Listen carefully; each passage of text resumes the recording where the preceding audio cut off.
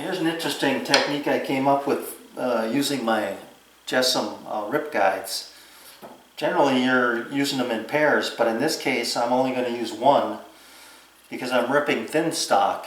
And the problem with using them in pairs is that if the stock is so thin that if your guide was here, there's no way to finish pushing it through. So I'm using a feather board on the in-feed side here.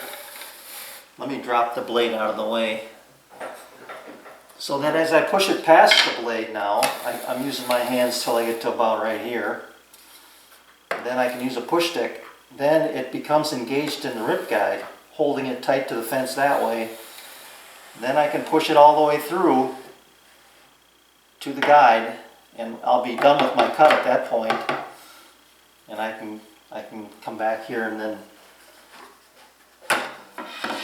get it out of the way, or push the next piece through and push it out that way. So you can see that's going to work really well.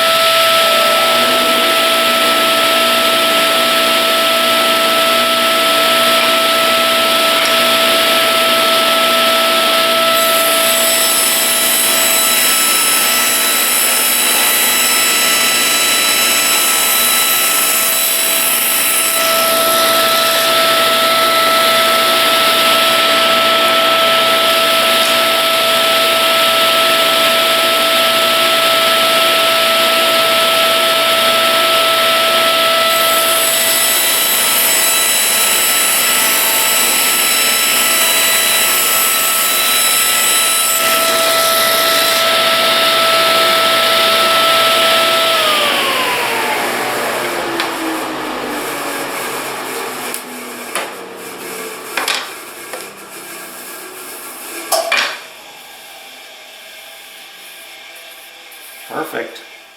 So you can see how well that works. This is basically your third hand out here.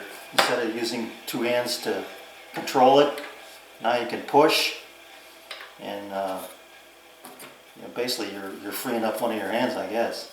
So, nice little technique for ripping thin stock. Granted, it has to be long enough, I guess.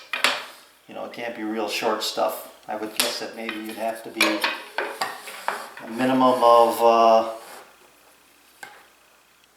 probably right there. This could be moved back a little bit, but probably 12 inches would probably be about the smallest piece you'd want to use.